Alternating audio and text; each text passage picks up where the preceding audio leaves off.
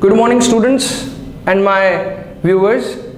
Today we are going to discuss about a particular topic in a chapter called Retirement and Death of a Partner. The topic which we are going to discuss is treatment of goodwill. Now before discussing the topic called treatment of goodwill, it is important for us to know about the new ratio, the calculation of a new ratio. And then very important, the calculation of a gaining ratio also, because under the treatment of goodwill we require a gaining ratio of the partners who are gaining. And then we are going to discuss about the treatment of goodwill. Now let's discuss first about the how we are going to calculate a new ratio. There is one situation where the old ratio of the partners are given and the information related to the partner who is retiring is given. This is the only information which is given to us. Then how we are going to proceed for that? Let's take one example. There are three partners A, B, C. They were sharing profit and loss in the ratio of 3:2:1. B retires from the firm. If you see carefully, only it is mentioned that who is retiring. No other further information is given to us. Then how we are going to deal with this situation? It's very simple.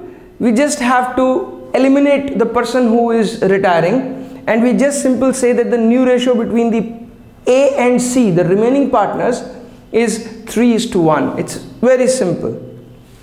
Similarly, if A is retiring, then the new ratio between B and C will be 2:1, or if C is retiring, then new ratio between A and B is 3:2. That's a very simple system. Now you may ask, sir, why it is like that? That's a very simple reason for it. If the partner who is retiring, if it is the only information is given, that we assume that the retiring partner's share is taken over by the other two partners in their old ratio, that is 3:1 ratio. So this is the reason why we just eliminate and we can find out the ratio directly itself. So it is going to reduce your time when you are calculating the new ratio. Is it clear?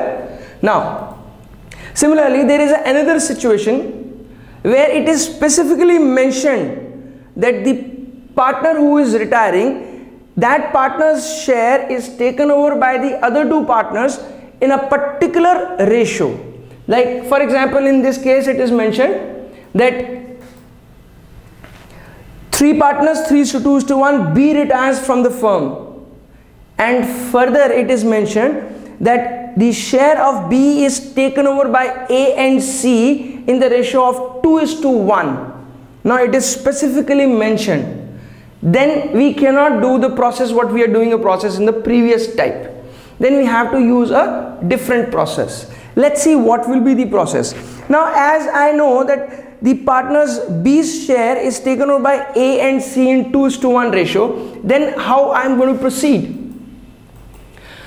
Now I know that B's share is 2/6. Now further I can say that A takes over 2/3 of 2/6. A takes over. Similarly, C takes 1/3 of 2/6. Because the ratio was 2:1, so 2/3 of 2/6 and 1/3 of 2/6 is taken over by the partner, that is A and B, A and C. Now what will be their new ratio? A's old ratio was 3/6, and he will add whatever he is taking over of B, that is he is taking 4/18 of B. So therefore his new share will be 13/18. C's new share will be, old one was 1/6 plus 2/18 is equal to 5/18. Now their new ratio will be 13:5. This is a process where we are going to do. So we have to see that in which particular proportion they are taking over. Now these are the two basic ways of calculating new ratio of the partners. Now let's discuss about the gaining ratio. Gaining ratio is a ratio which the partners are taking over their share or the retiring partner's share in a particular proportion, that is called as a gaining ratio. Now if I go back in the second case of calculation of a new ratio, where it is mentioned specifically that the retiring partners share is taken over by the other partners in a particular proportion. So in a nutshell, I can say that the takeover share is itself a gaining share or a gaining ratio among the other partners. Now if you want to prove, we can prove it also. Now the gaining ratio's formula for that particular thing is in new ratio minus old ratio. This is the gaining ratio, because sometime in a given question the old ratio is given to us and the new ratio is also given to us.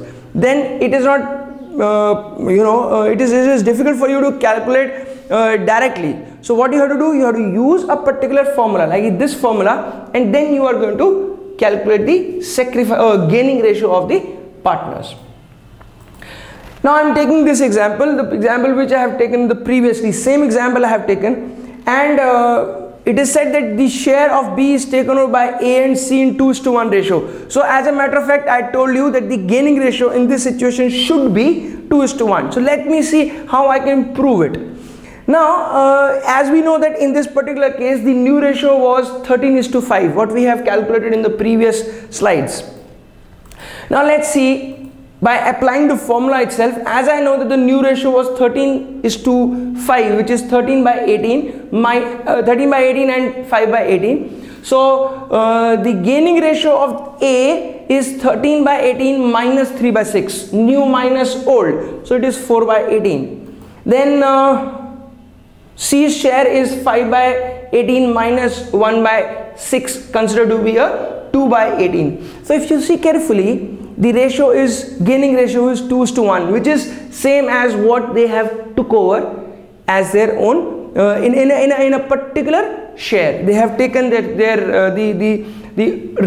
retiring partner's share, they have taken it back. Is it clear to everybody? Okay. Now after this, we are going to start up with the treatment of goodwill. When a partner is retiring from the firm, then he is supposed to be compensated by the other partners who are gaining, because one of a partner is retiring from that particular share. So let's see how we are going to do the treatment of goodwill. Basically there are three methods of doing a particular treatment of goodwill. One method is when the goodwill account is to be raised at its full value, and then it is supposed to be written off among the remaining partners in their new ratio. I'll tell you about the journal entries. But the first method is, first you raise goodwill account and then you write off the goodwill account, because the goodwill account is not supposed to be recorded in the books. Therefore, if you are raising only, that means the goodwill account is showing a debit balance, which is not a right thing, right? So therefore it is important for us to write off also. First method. Second method, when the retiring partners, only retiring partners share is raised and then it is written off. Second method. Third method, when we are not opening a goodwill account at all, that means we are taking only the retiring partner share and we are adjusting that retiring partner share among the other partners in their gaining ratio. Let's see one by one. Now as a matter of fact, if you use this method, or if you use this method, or if you use this method, in all methods the answer will remain the same. We can prove this particular answer, the statement which I am trying to say, I can prove it that all these cases, in all these cases, the net effect will remain the same. Now let's discuss one by one. I am taking one example.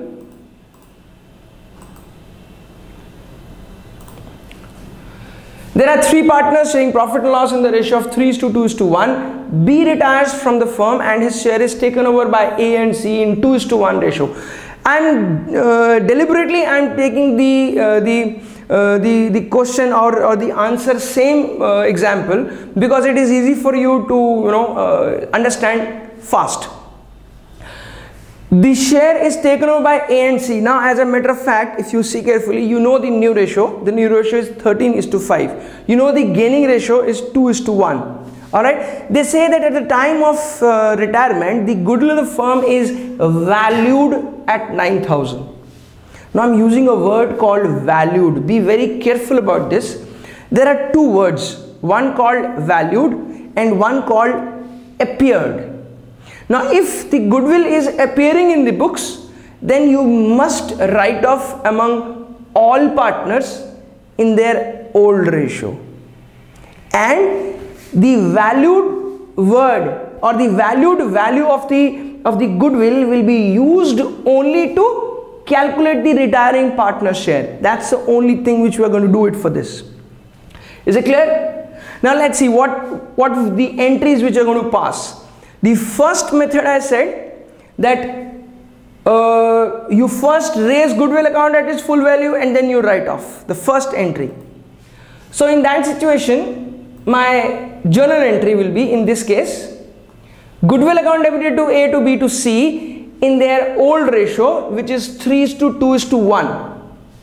So I have raised this goodwill account by 9,000 and then I have written off among the raised it in their old ratio, first entry, but I cannot keep this goodwill in the books.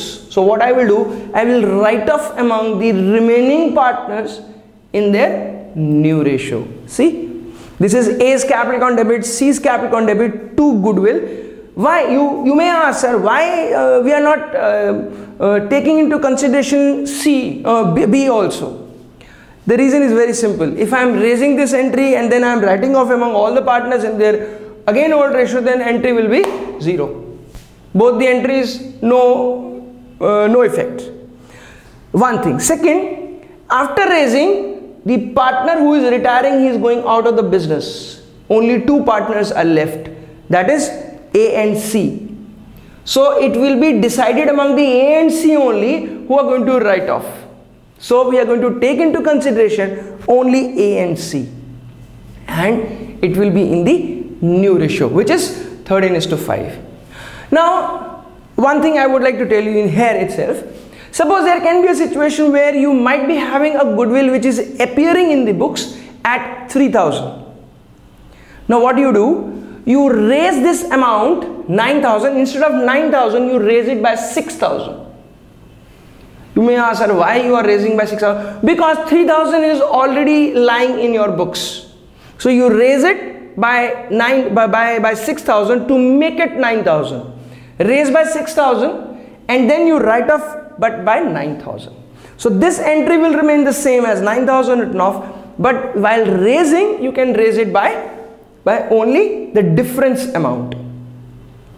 Okay, this is the first case.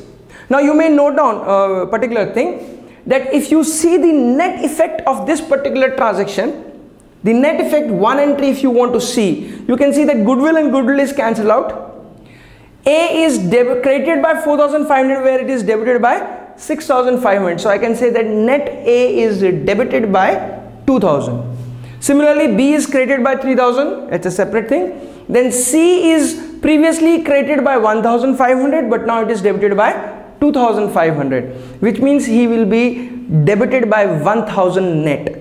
So if you make a journal entry, then in that case your journal entry will be A's capital account debit 2,000, C's capital account debit 1,000 and to B's capital account 3,000. This is the one entry which you are going to buy. Why I am trying to tell you that you write this particular entry, because after doing all these three methods your entry will remain the same. And what I had told you, that you adopt any method you will reach to the same answer.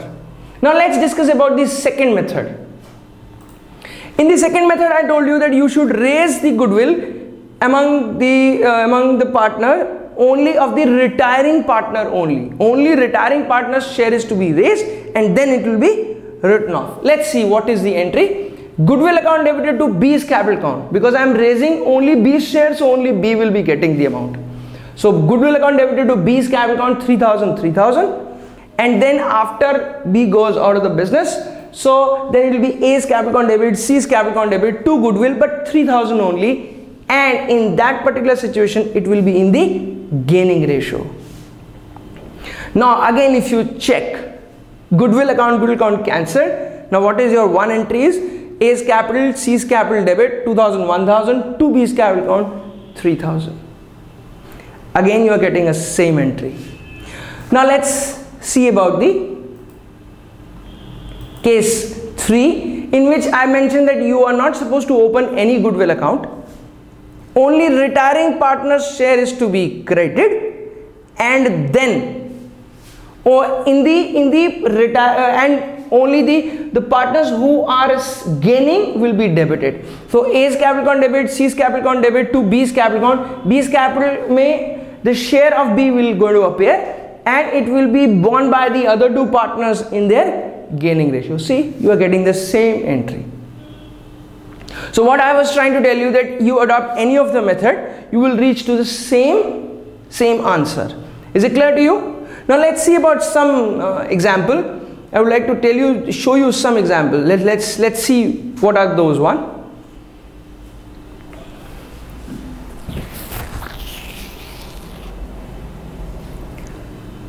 Now if you see carefully here,